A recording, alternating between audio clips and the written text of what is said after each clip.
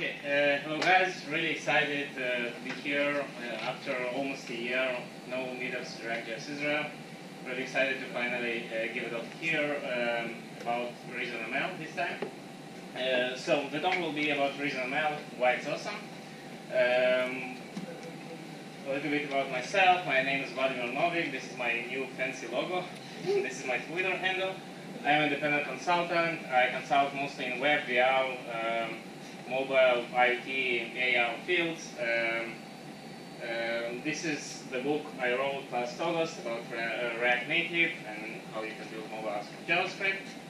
And enough about me. Let's talk about today's agenda. So today we'll talk what is ReasonML at all.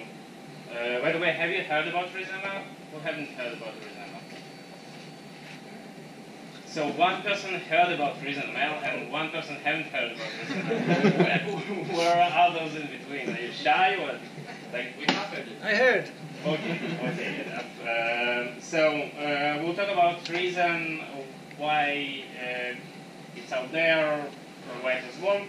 We will talk about actually we will see basic reason syntax and its architecture workflow. We will check how ecosystem and tooling looks like. We in React.js Israel Meetup, right? So we will check how Reason React looks and how we can create our React component with Reason. We will see how Reason React Native looks like, and we'll talk about servers, graphics, and bytecode, which is not be so in depth. We'll cover it like the basic overview. So this is how it looks like in JavaScript code, right? So we have flow, we have Typescript and ESLint, and we want to be immutable eventually, so we have immutable JS, or Immer, we have Prettier, Babel, ESLint, and at some point we look like this guy, so we kind of draw in all configurations we need to configure for our projects. And we argue a lot in our teams, like this is supposed to be like that, and this is supposed to be like this. So that's where Reason comes in. Reason lets you write simple, fast, quality, type-safe code while leveraging both the JavaScript and OCaml ecosystem. You may say, wait, what is OCaml? Like, do I need another language? What's the problem with those tooling and with those configurations? Well, we want types, right? We use TypeScript, we use Flow. That, by the way, is written in OCaml. So we want types, but we have them not in the compile time. We have them in semi-runtime-ish thing. And with the reason, we seemingly have a new language, but it's not. It's actually a new, but not really different from JavaScript syntax and toolchain powered by beta-test language OCaml. When I say about toolchain, meaning all those tools like Prettier, like ESLint, those things that we need to configure, they're in the language and toolchain itself. We don't need to install any other packages to configure them. They are there. So how we actually start with Reason, and why is OCaml, right? Let's talk why is OCaml. Well, OCaml maybe is new to you, but it's beta tested for 20 years. Lots of companies use OCaml as functional language that gives you an ability to do side effects if you need so, and that is not so strict as Haskell. And that has 100% static type coverage. Meaning, when I have types, and if I even don't define types, if types are inferred in compile time, it will simply work. I don't have to declare anything. Types can be inferred. It compiles, it just works. So you eliminate all those errors later on. Immutability is in the language itself. There are data structures in the language that are immutable by default, and in order to mutate them, you actually need to specify that you need to mutate specific parts of data structure. We'll see it in a bit. As I said before, OCaml gives us an ability to opt in for side effects. So if we want side effects, we still can do them. Reason syntax, while OCaml may looks like and sounds intimidating, Reason actually looks like JavaScript. It really looks like JavaScript, and you will see in a bit how when we'll go through the syntax. Performance and compilation time is blazing fast. Any Typescript fans here? Compile time of Reason project is 10 times faster than Typescript. Tooling is amazing. We have reformat, which is our free tier of Reason. We don't need to configure it, it just works. Have Merlin for IntelliSense for the completion. And we actually can take Reason project and compile it to bytecode. We can compile it directly to iOS, directly to Android. We can create a project, a game, essentially for WebGL, and then just with a simple command compile it to an exe file that will run the same game on our Windows machine. Or we can compile things directly to Android, directly to iOS. We get bytecode in the end. So let's see, and let's go through the syntax, how it looks like. So this installation of Reason is done by running this command: npm install -g reason CLI dirty. For Mac users. What? For Mac users. Yeah. So for Mac users, for Linux, it will be Linux, and like for various platforms, it will be a little bit different. Better check Reason CLI docs. So Reason CLI comes with rtop command, which is this me2. Let me just, oops, sorry. I just close it. Rtop gives me sort of REPL, a Reason REPL, where I can type my Reason code. I have a completion here, and I can see how results look like. So, after that, for syntax, with the Reason we have let bindings. It looks similar as in JavaScript. So we have, for example, let name, and we'll say that our name is string equals Vladimir Novick. Then what we get here as a result, we get basically how our let bindings look like. So name is a string and it's Vladimir Novick. Let's do this type of thing. Twitter handle. And I don't specify type here. I just specify this sort of thing. And you see, type is inferred automatically. It knows that it's a string. Let bindings gives you an ability, you can treat them as variables, but they give you an ability to bind various things to those variables. And bind values, you can bind functions. That's basically how you define a function with the same let binding. You can bind blocks, like this one, greeting, and it's inside greeting block, I define welcome message equals hello. Then I define let audience equals yes, Israel. And then my welcome message. This is string concatenation.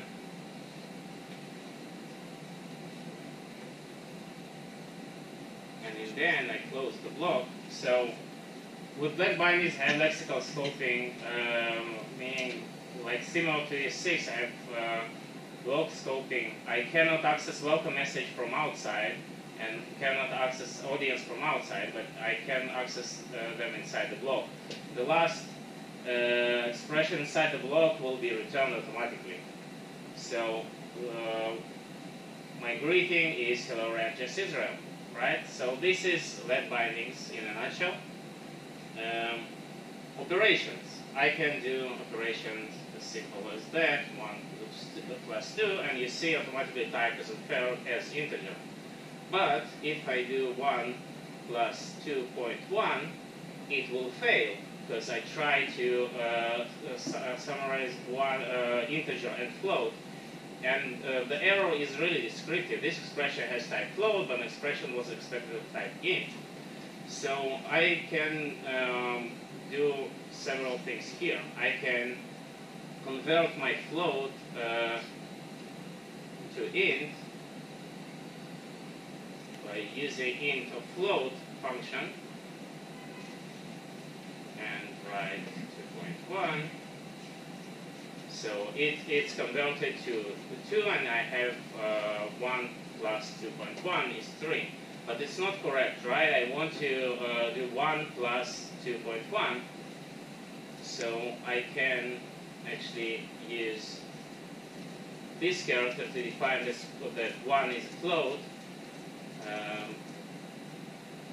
and summarize them. But I still have an error, because when I need to do operations on floats, I specify this explicitly, plus dot.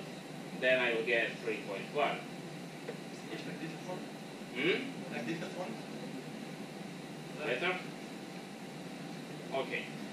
So this operation, of course, I have greater than, like divisions, everything, all regular operations. And by the way, int of float, float of int, all of these things comes from OCaml standard library.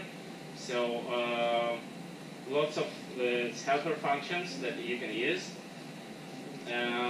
But we talked about type inference. Let's see, like, a little bit better type example.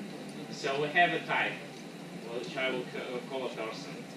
And person will have a name of string, and it will have an age of, an age is int.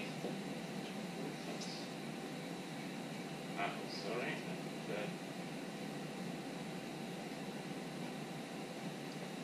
String and age of int. So I have a type person, okay? So now I can say let speaker of type person and just pass a value, but I'll do the type inference example. So I say that speaker has a name, and it's Vladimir Novick. So I get an error. Why? Because it knows that name, that record with this name looks like this type, but this type also has an age, so it gives me an error. Some record fields are undefined, age, and gives me this indication that I need to provide an age. This is this awesome type inference that lets you, that gives you those powerful thing in compile time before like everything runs. If it compiles, it will just work, right? But it's not the only thing that is really great in Reason. We have things like tuples, for example. I can define my, let's say I'm building a game. So I have a type x, y, z coordinates. And my coordinates I can define as float, float, float. So these are my coordinates. Now I say that I have a location of type x, y, z. Yeah. How does the speaker know that it's a person? The type inference of OCaml, when it compiles, the compiler analyzes your code and it knows that if it matches to the structure of those of this type you define, then it's probably that. If you define, for example, several types like person, employee, and stuff like that, and each one of them will have a name, it will give you a different error message. But in this case, we have only type person, So it knows that this is the inferred type. And we still need to specify an age.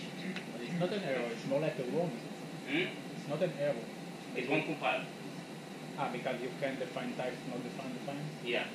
That's the power of it. It simply won't compile. So you won't deal with those different type errors in runtime and stuff like that. If an app compiles, then types are defined correctly. If they are not, you'll get descriptive error.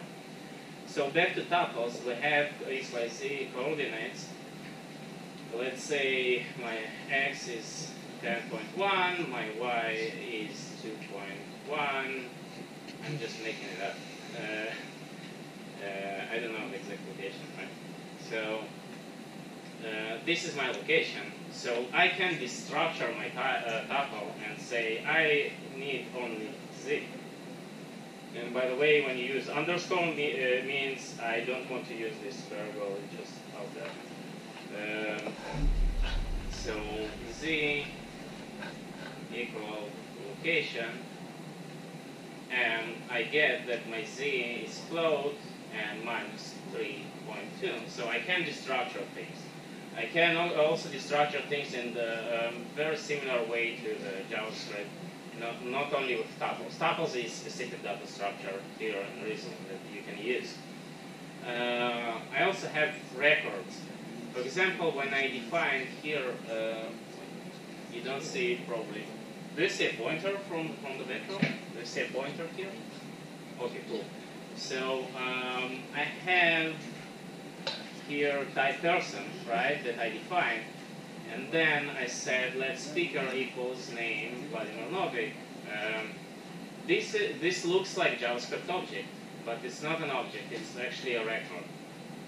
So a record in Reason means it's immutable, you cannot mutate it. Well, basically, what it means by immutable. Can you maybe write on the top of the screen, but we can't see? Yeah, sure. Let's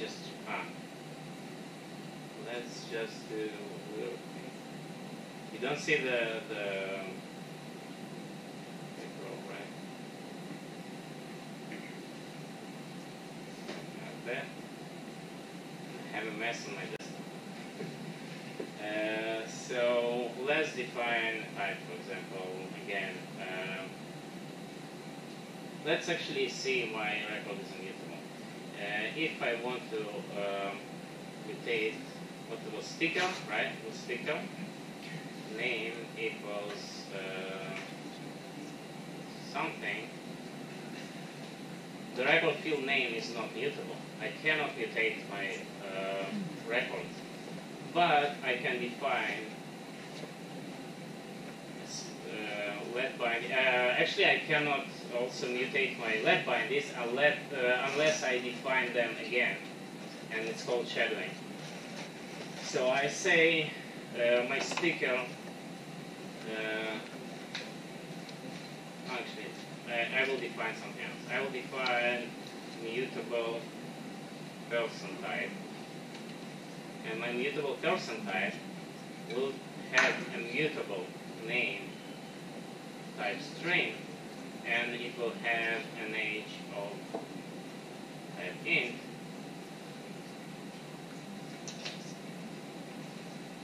So now, if I say let p equals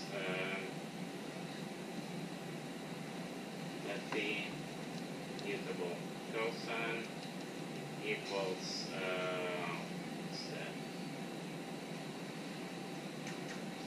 Ron and age.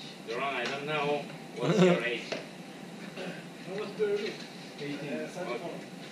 Oh, 4. Okay. 38. Mutated. 38. I cannot mutate age. I can mutate your name. Okay. What's the Zabanevsky? Okay, cool. I will mutate that. So now I can say p name equal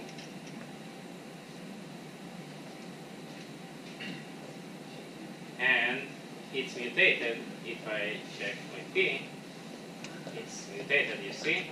And when I ran it, you see here I have unit, something weird, right? Previously I had strings and int and all types of self-explanatory, but I have unit. Unit is basically kind of now, and it's used for side effects mostly. Let's say you have a function, you want to, I don't know, print something, it will return a unit because it won't have any return value. And unit is described like this. This is a unit. So these are records in a nutshell, but it's not the only cool thing about Reason. We have really powerful features called variants and better matching. So what are variants? We can define type, I will call it, let's say we have a request. Okay, we have a fetch request to the server.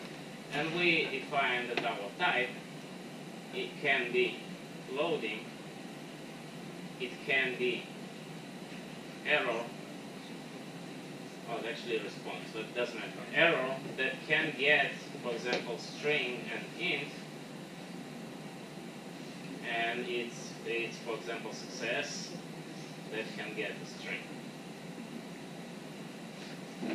So it looks weird, right? So what it is? So it looks like kind of enums, right? But it's not. It's not that. So now I can say loading, and we'll say of type request. So basically it means this type. I have three options. Either it's loading, either it's error with some constructor getting string and integer, or it can be success with some string. This is really powerful for not only those type of things like requests, like for mostly everything. Like you don't need to define flags as like true or false flags. You don't need to define strings and check against strings. You actually define, like similar as you would have defined enums, but with more powerful features. So variants come together with stuff called better matching. Let's say I have this type request, right? So I want to check if I get if my request is fine. Let me actually define a little bit different request. So my request of type loading, or it will be error that will get string and int, or it will get success and I will get a person type. So and somewhere of syntax error. After type.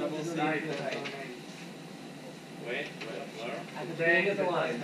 Yeah, thanks. So it will be request. And I forgot semicolon. Okay, so I have type request. So I want to better match on type request. So I can do better match is done with switch. Basically, it looks like switch. So I say if I get success, and I will get name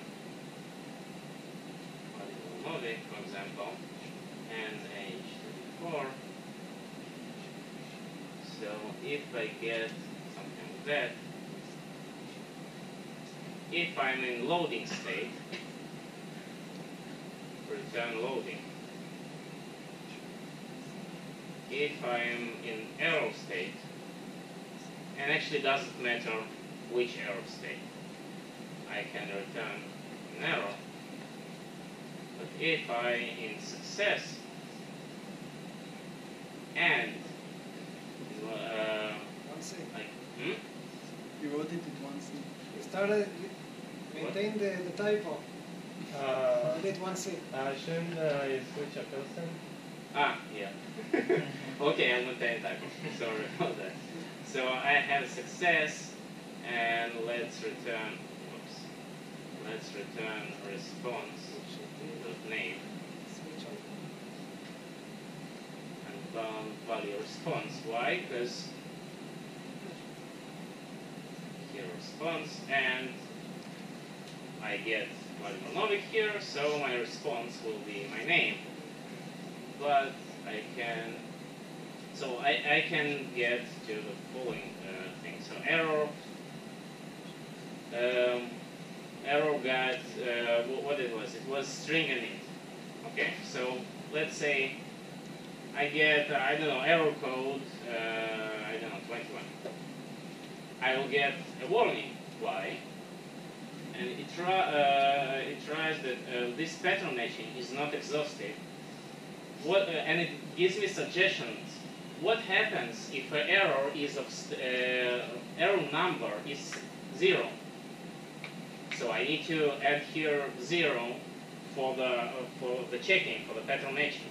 So basically, if I forget something that my data can look like, it will give me an error, a compile error, and I will treat it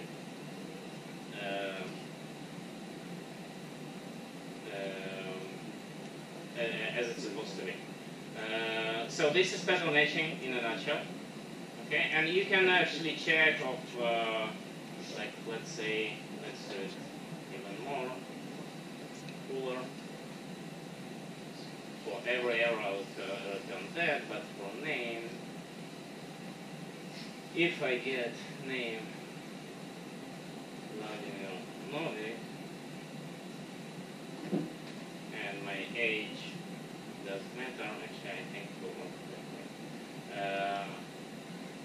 I can write I get an error. Why? Because I pattern matched only one type of success, but now I have several types. I have success with name and age, different name, like not Vladimir Novick, different name. So I can do, I can do success and just return. Let's just return what was there. Response with name. So you see, it automatically checks inside my success. If it's Vladimir Novick, then I go here. So it's really powerful where you can get here. And actually, you can get more things out of pattern matching by also using optional types. I can say I have option person. I won't write an example here because we don't have time. We're only in the syntax and we have large agenda to cover. But if I say my type is option person, I can check if my type is none or if my type is some. Meaning I don't have now undefined type errors ever. I won't have them. If it compiles, I won't have any bug. Simply cannot have those types of errors. Okay, so I haven't talked about functions. So functions look really really simple. Let's say I have a sum function which gets a and b, and will just return a plus b. So now if I run sum 1, 2, I will get 3. But with the reason, you get automatic querying for the function. So I can run it this way, and it will work the same way. So you don't need Lambda, you don't need anything, you just get automatic querying in the language itself. Now you're talking.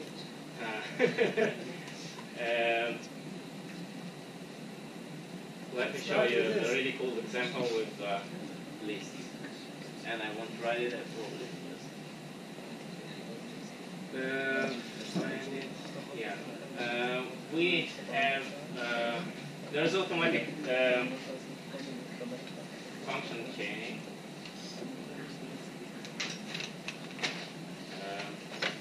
Consider this code. So we have a list. And it's different. There are lists and there are arrays. List basically looks like array in JavaScript. arrays look like arrays in JavaScript with two types on the sides. So we have an array, a list here, that we want to sort for uniqueness and compare them. So we can chain function instead of just putting here list.sort unique compare and this array and that has list.rev, that has list.map.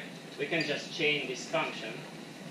So we have this automatically inside the language itself. So it's also a really cool thing. We can have labeled arguments for functions. Let's say I have a greeting function. Greeting function. And I get a message as M, type of string, and I can get an audience as A, type of string, and basically I will return just syntax error. Audience as A, string, and type of somewhere, right? Yeah. When greeting function is yeah. No, it just forgot the thing. So I can call this greeting function and just pass. Let's say I want to pass audience. Okay, I pass audience equals yes Israel and message equals. So I forgot a code after it was. All the time. Every time together. Yeah, so I can do like this one, so I get hello React.js Israel, and you see here audience and message are reversed, right? So I can do, instead of just passing an object with like named keys as I would have done with this in JavaScript, I can just pass named arguments. And of course you can destructure the same way as you did in the JavaScript and etc. This is important with named arguments, that you remember that, because in Reason React actually props are passed as named arguments to the function. So you'll see this syntax in it. Okay, so there are more of the basic syntax. So this is like in a nutshell how cool is Reason and what it gives you. So Reason is cool, but what about JavaScript, right? So we talked about Reason and like the whole syntax looks cool, but what you've seen here in our code, this compiles to bytecode. This is OCaml running. This is no JavaScript over there. It's still syntax very familiar to JavaScript. So this guy, BuckleScript, this is the one who gives you an ability to compile actually Reason OCaml code to JavaScript. And actually it's human readable JavaScript. We'll see in a bit how it looks like. So what actually happens, we have ReasonML or OCaml, we have BuckleScript, and it's compiled to JavaScript as I said. So BuckleScript adds, in addition to this compilation, it adds several things to Reason. The compilation time is 10 times Typescript. String Unicode interpolation. Like you've seen here, I do the old way string concatenation, and it looks like with all the coolness of Reason, just concatenating strings with ++ looks really weird, right? So with BuckleScript, we do it the same way as we do it with tuple strings. Syntax a little bit different, but not much. It looks pretty much the same way. With BuckleScript, we can, and this is an important thing, we can introduce incremental updates, meaning you don't have to start your Reason project from scratch. You can take your regular JavaScript object, enterprise app, whatever. You run your files can be written in Reason. BuckleScript will compile it to human-readable JavaScript, with eliminating all those type errors, because compiler will check them. And basically, incrementally, you can add your Reason code to your regular code base. In addition to that, You may say, okay, Reason is a new thing, right? So I have these tons of npm packages I want to use. Like I'm so used to use Lodash, so used to use Randa, any package you name it. So Battlescript gives you an ability to interop with JavaScript, and actually we will see it in a bit how it works. You can actually get the value out of the required package, get it inside the Reason, change types if you need to. You can declare your own type definitions if you need to. And it's really simple to go both ways. So right now, if you write your Reason code, you can use any npm package out there, and it will just work. So Battlescript also has CLI for build and watch capabilities. It ships with several really important libraries. It ships with Belt, is an amazing library that has several data structures like hash map and various maps, and we will go through Belt. We will see a bit what it gives you. We have JavaScript library, which gives you JavaScript log, parsing from JSON, stuff like that. We have node bindings. We have DOM library for DOM manipulation. So you can use regular npm packages, and yeah, it was already there. So you can compile directly to iOS and Android. There are several tools you can use, but one of the popular ones is BSB native, and it's really simple to use. You can just compile your code to native, it will simply run. It's still experimental-ish thing, but you can try it. So how to start with Battlescript and Reason, and basically the most problematic thing with Reason is docs are kind of scattered. So I try to put in this presentation as much as I can for like getting started to get you onboarding on Reason in general. So you can start with just installing VS Platform. Init your React app with, sorry, it's not React app, it's just my app, with theme basic Reason, and you will just get basic Reason app. You run build or watch, and you get your app running outputting JavaScript. So you can run it with Node, Lead.js, source demo, and it will look like this. Remember I told you about JS library, we have it in the Battlescript, so this is it. I can do JS log. I can actually put my JavaScript inside VS Raw and just take my JavaScript snippet, put it inside, and gradually move it to Reason. So it's really easy for getting started. I can actually say my let binding called X is basically what is returned from base raw. So I can take something from my raw JavaScript and import it inside Reason. I can take module path, which is like regular require path, and I can just use it inside Reason. And let's see how it looks like in terms of code and in terms of what it outputs. Let's check it out. I think it's this one. No, it's not this one. It's React. Let's check this one. So I have example 1, my first start.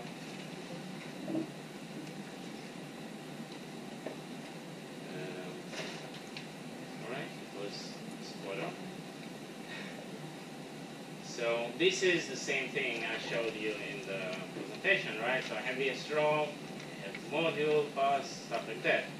This is the generated code. So I have path and require path, I have regular console log. This is basically output of JS log. This is the output of the VS Raw. So my X is string from JavaScript, root is dir name, console log, just like regular JavaScript, right? And it's not that complicated. It looks like handwritten. And this is a simple example, but if you check complex examples, you will see you won't be able to differentiate between handwritten code and reason output code because it so looks like somebody wrote it with best practices and stuff. So this is this how it looks like here. This is the output, and let's check out our folder structure. So in our folder structure, I will have dsconfig, which is definition and something. You see that it automatically reformats. I don't know why. Yeah, comments not coming. Okay, whatever. So this is automatically reformatted, and yeah. So in package.json, I have clean, I have build, I have watch. So when I run bsd make world -w, then it watches changes, and if I change something, I get error messages or whatever. So in terms of editor integration, check this out. So I have, let's say I have JS. Sorry. I have all the IntelliSense I need. So I have log many, I have log2, whatever. So basically log2 is just logging two values and stuff like that. And you see I have automatically here, it's A meaning any type basically, and it returns unit, so it's side effect. I can see that my root here is a string, and basically I have all the IntelliSense I need. And actually, let's take this one. Type person equals name. Try to write like this. I know it's an error, so it will give me syntax error cured.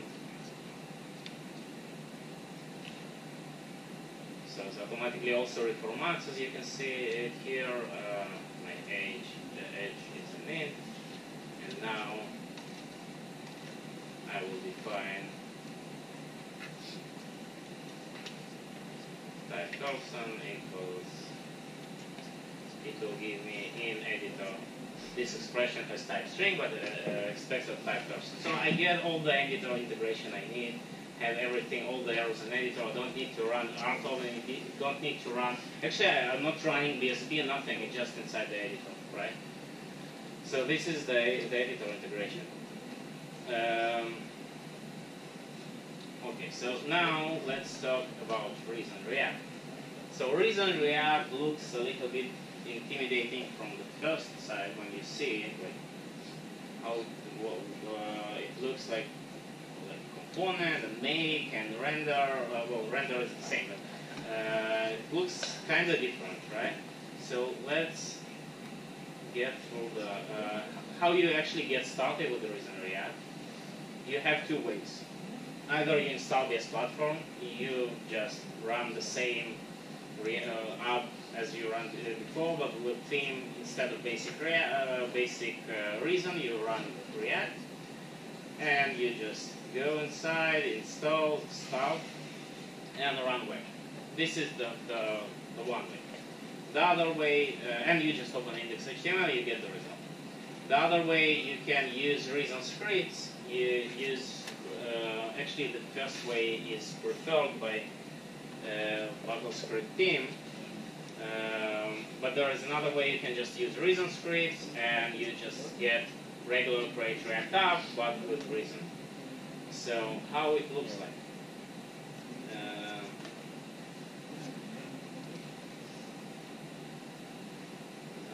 Example 2. This is the regular one without the.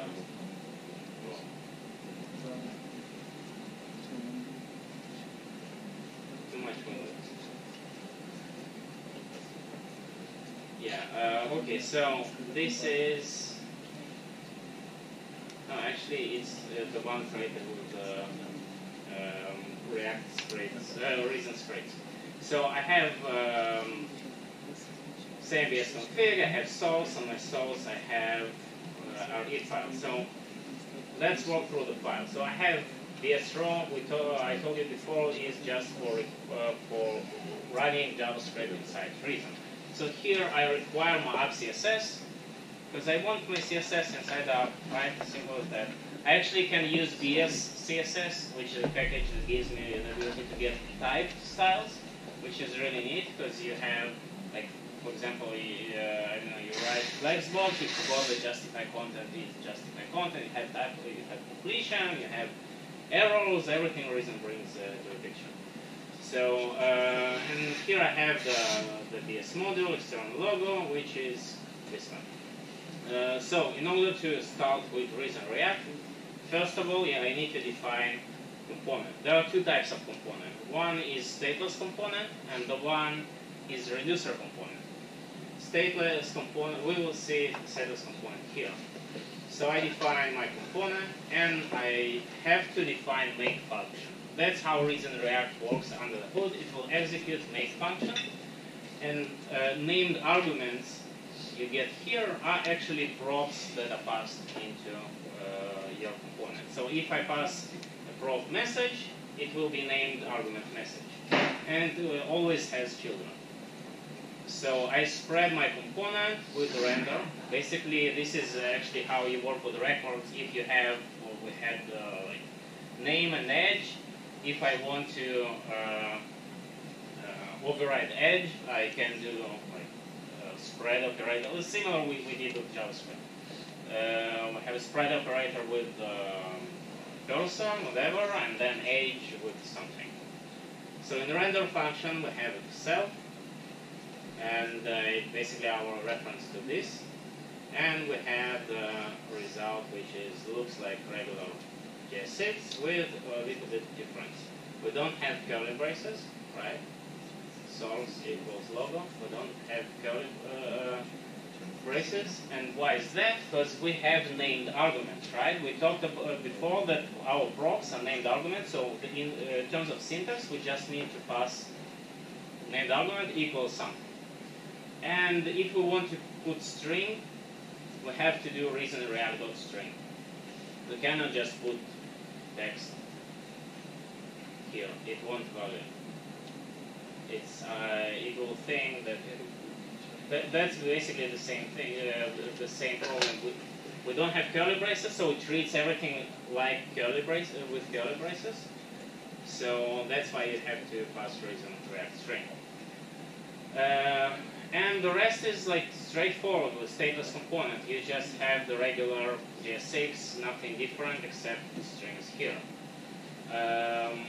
Actually, it also has jest support, so you can write your test with jest in Reason, and it's really cool. So let's see our different app with the reducer component. Too much code.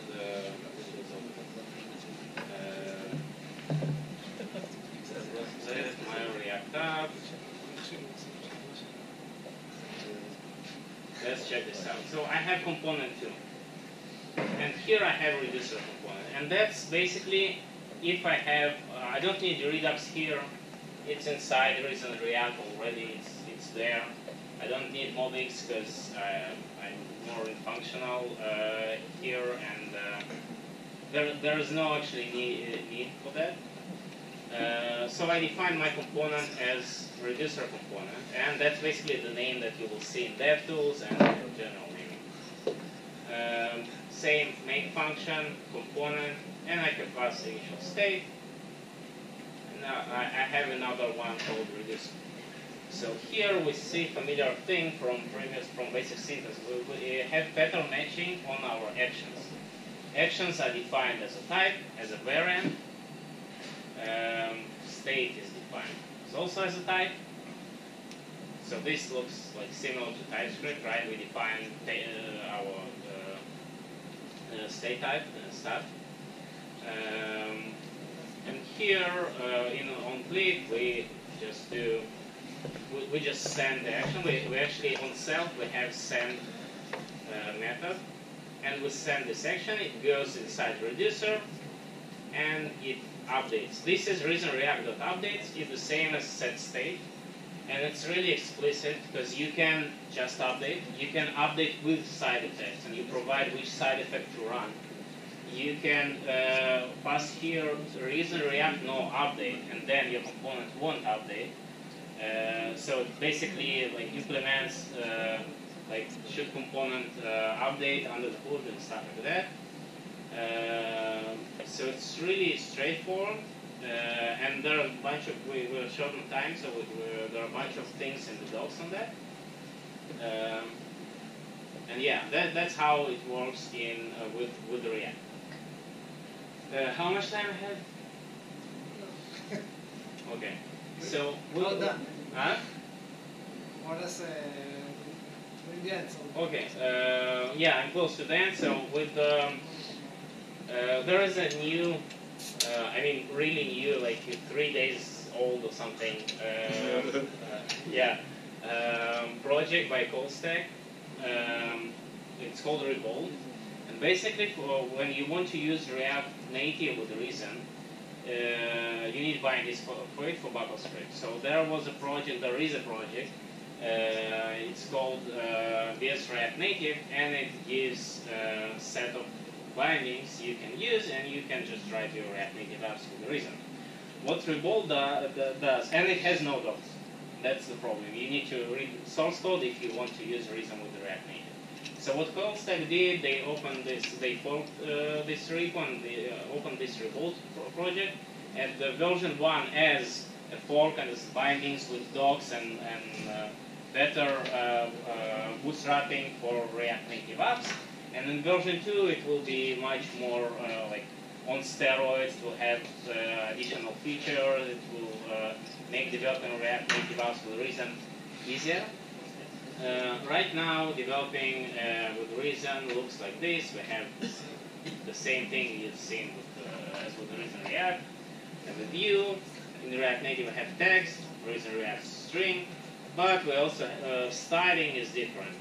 Styling is actually type. So to pass our style, we need to do this style object and style record and pass inside another record and stuff like that. It looks a little bit intimidating, but it actually gives you completion for things. It gives you error checking and stuff like that. So and for navigation, there is they also have a package for it was called reroute. Now it's called rebuild navigation, and it uses variants and pattern matching for navigating, and it's really simple and really straightforward. So to get started, as you may have guessed, we just init up with template. Rebuild with React Native. You can run React Native init. Ready today it works. You run watch to compile BuckleScript, and you run regular React Native app. And yeah, for navigation you install it. So I won't have time for a demo. But you can check Rebuild docs. It's these steps, and that's basically it. And the last step, And the last step, we can compile to bytecode. I won't get into details. We can use 3 tools. We can use BSD native. We can use Easy, which is a package manager package manager framework for OCaml. And we can use Dune, previously was called the JBuilder. I will read this presentation later, so all links you have here, you can go to links, and it's a good resource to get started.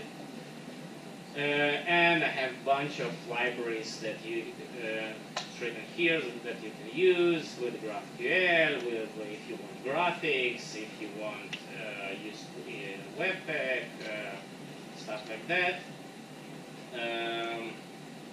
Problems I told you before. Docs are scattered. ReasonML, BuckleScript, Reason React, Revolt, Easy. You know how to read. So docs are scattered, but I hope this presentation will make will kind of consolidate all resources you need to to get into and start trying. Low awareness that ReasonML can be used easily in existing code base. That's a major problem, and I hope, and as I see it in community, more and more companies start using ReasonML, even in production, and you can try it in your existing code base already tomorrow. Community is small, but it's growing blazing fast. It's not just fast. It's really growing. And why you should use it? Well, we talked about that. It compiles. We actually talked about that. So, yeah, go ahead and start to use Reason. There are various steps, like you can choose if you want to compile to native, check native code, PSP native, you want to React native. You can check any thing you want and start writing Reason. I mean, you can write Reason for microcontrollers, really. And yeah, thanks for coming. Thanks for